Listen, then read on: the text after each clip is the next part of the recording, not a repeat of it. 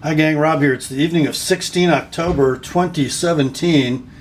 Come to you with a knife review tonight, and this is going to be an interesting one. We're going to make a departure from the latest and greatest in the world of modern folders, replicator knives puked out by CNC machines and put together on bearings with flippers. This is not going to be one of those reviews. So if you clicked on this video hoping to get my take on something new and revolutionary and you're dying to whip out your credit card and buy it, maybe you should keep looking, because that's not what this is. This is a review of a really cool, old school, modern folder. It is not the knife you see in front of the camera right now. This, and if you are a knife guy worth your salt, you know what this is. This is a Buck 110. 1980-81 version in 440C stainless. One of the very last ones before the switch to 425M. Solid walnut scales, nothing laminated here. Brass bolster, brass end cap, lock back. This would have been the knife if you were a law enforcement officer in 1981, 1982, and you saw the value in carrying with you in your daily endeavors an edged tool / weapon that was robust, had a nice locking blade, was stabby, slicey, and able to be used in a variety of applications. You might have decided to throw a leather sheath on your belt and toss this baby in there. The Buck 110. Designed as the folding hunter, in fact that is its model name, it was adopted by and adapted to law enforcement officers for law enforcement work, rather pervasively, especially in the South, the Midwest, and the West. Not sure if the East Coast constables carried these much, but they sure did in these parts. But this knife did more to create desire and breed frustration than it did provide a useful tool for a police officer. Those guys had to carry a lot of stuff. Nightsticks, guns, handcuffs, flashlights, radios, you know the drill. And when you're talking about adding 7.7 ounces of knife plus sheath, let's call it 8.5, to your loadout, that was significant. Okay? Capable though it was a load.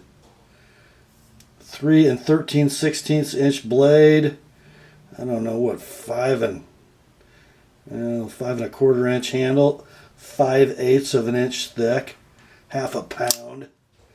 Well, but you know, police officers got used to having this with them. And in the early 80s, they expressed a desire to one Sal Glesser at Spyderco for something that would do what this knife does, maybe even better, with a locking blade, sturdy construction, around a 4-inch blade, but could we make it thinner, maybe half as thick and lighter? And maybe give us an option to clip it to our pocket instead of adding a sheath to our already crowded belt? Well, Mr. Glesser heard the police, and a couple of years after he introduced the Spyderco Worker, the first lockback modern Spyderco, something happened and it changed the world. And this was it, my friends. The Spyderco Police.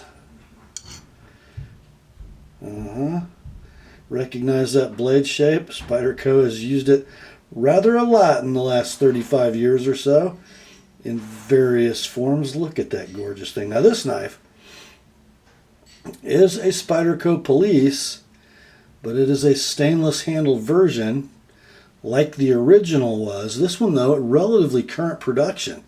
Notice the 4-way positionable pocket clip and the modern hourglass Spyderco clip. This knife hasn't run unchanged, but with very few changes for the last 34 years or so. And they're still making it in this configuration, which I think is pretty cool. And it's definitely an anachronism, isn't it? But let's look at it. 4 3/16 inch blade, saber ground, hollow ground, a relatively large flat encompassing the spider hole, the trademark round hole opener, beautiful swedge. The last inch and a half or so of the spine makes the knife terminate in a super piercy, stabby tip. This one I just got done sharpening tonight. This is mine, by the way. It was in one of my Thursday night knife consignment sales a couple weeks ago. Frankly, it was priced a little high. It was $1.97 less than you can buy a new one for. But it didn't sell, and I just kept looking at it. And I emailed the owner and said, hey, what if? So what I did was I got him to discount a little bit, traded him some cash and some sharpening work for this knife. And I am so happy I did, because it really is a spot in my collection that needed to be filled. So 4 3/16 inch blade, I think you'll notice, if we set these two down next to each other, I think you'll see that's a longer blade than that Buck 110. But Spyderco's interpretation of a very similar shape, okay? Stock thickness, just about identical, a little less than 1/8 of an inch, 118 thousandths on the Spidey, and I think the Buck's 120. Thickness, it's half. 5/8 of an inch, 5/16 of an inch. 7.7 ounces, 5.6. Now I think back in the early 80s when this knife came out, the clip was probably one position. Those of you who know, there got to be a couple of you, where the clip was and whether it was repositionable, weigh in the comments. I got a feeling it was probably tipped down right hand only. So lock sturdiness, this particular knife has absolutely zero play in any direction. That's your lift on the lock bar, tells you about how deep the tooth digs in. I don't know, is that comparable to the Buck? It might be a little deeper than the Buck. They're about the same. Buck might have a little deeper tooth penetration. Very close. Let's see.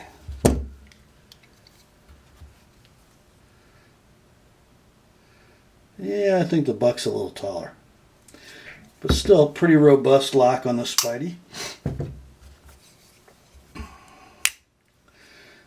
And other than that perfect lockup, now you do have to be pretty far forward on this knife to thumb flick it without any wrist, but it's very free and smooth. Look at that. And check out the centering. And boy, it better be centered. There is no room. Look at that, all the way to the tip. Look at the symmetry on the swedge. Just a beautifully crafted knife. Butter smooth throughout its whole range of motion.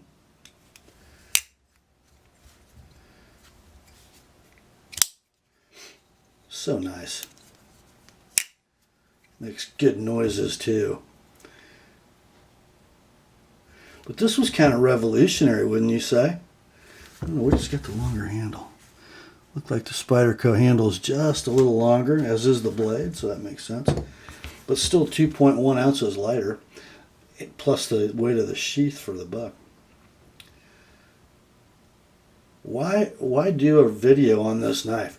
And this is relatively new production. Well, because I think by modern folder standards, this knife is certainly a dinosaur. It's not the fastest knife. It's not the most ergonomic knife, although the ergos are pretty good. basically a slightly enlarged Endura handle, but with stainless, zero traction, zero jimping. Nice thumb ramp to keep your hand in place. So it's slow, it's slick, it's heavy. 5.6 ounces, still a bit heavy, although given its all steel construction, that's probably on a par with a stainless steel frame lock with a blade over 4 inches, wouldn't you say? Because it's so thin. Steel, VG10 on the current one. They probably started out with something like AUS 6, I would imagine, back in the early 80s. This knife is produced in Spyderco's Seki City facility. Actually, their contract maker in Seki City. And that's one of the reasons I wanted to do a video on this. Lots of reviewers, myself included, have sort of knocked the Seki City knives from Spyderco over the last few years. What they do best is lockbacks. That's what they do. And the higher line lockbacks, and this I would count among them, are really, really lockback works of art. Look at the hafting. Hard to see where the the lock bar and backspacer stop and the scales begin. Everything is dead flush. The back of the lock bar to the backspacer. The lock bar in front is dead flush when the knife is closed. It's dead flush when the knife is open. There are just no gaps, no steps in transition. Everything is just beautiful. The action for a washerless knife is just amazing. No washers, no bearings. Just super, super well machined, ground, well manufactured and assembled. You don't see any pins in that satin finished scale. Everything is just beautifully made. That's what Seki City Spydercos do best. Precision crafted works of art in lockback knives. Has time passed them by? I don't know. But, you know, in an age where a guy that reads comic books in his leisure time and thinks about video games can punch a few buttons while he's eating Cheetos and create a CNC program to make a replicator knife without very much thought to its utility or its ergonomics. In a day when that is the norm, maybe that's a little harsh. Maybe it's not the norm, but it's the impression I get. A knife like this, with rich heritage, still in production after 30 plus years, that's still being made to exacting quality standards. This is something. I'm almost more happy to have this in my collection. You know, it's probably a 2015, 2016 knife. I'm almost happier to have this in my collection than a 1985 Spyderco Police, because it's such a statement of long-term consistency for Spyderco.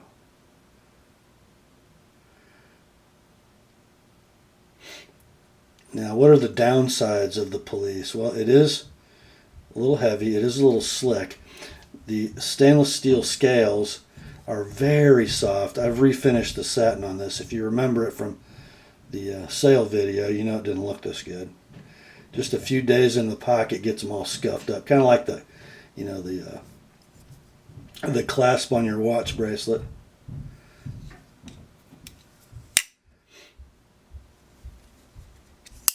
But I just love it. I don't know that I'm going to carry this knife much, but it's not going anywhere. This was probably, you know what, in the mid-80s, this was probably just about as ugly as a Glock pistol.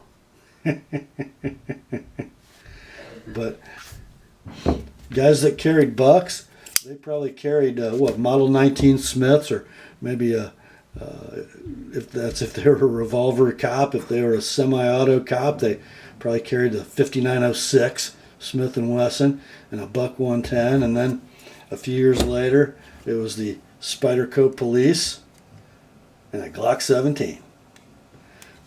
Both were ugly when they were new, and now they're sort of regarded as beautiful in a functional sort of way. That's a good thing. Check out the edge. I got as close to the factory angle as I could on this VG10. I did it at 16 and a half with a little kiss at 19 and a half for a micro bevel. More of a deburring pass than anything. I might have backed it up half a degree. It might have been 17 degrees from the factory. But man, is it super slicey. You know, VG10 is a lot of things, and I make fun of VG10 a lot on this channel because I say stuff about it like, if you look at it cross, it rolls on you. And it does, but does it get sharp? Does it ever get sharp?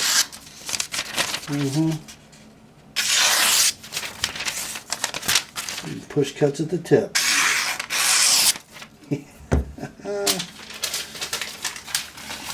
That edge is probably going to be pristine for a while. Like I said, I don't foresee this being a heavily carried knife. Man, it sure is cool. Thought you guys would like to see it. That's all for this one, my friends. Grace to you and peace from God our Father and the Lord Jesus Christ. And remember, the Word and my old buck and my new police are sharp.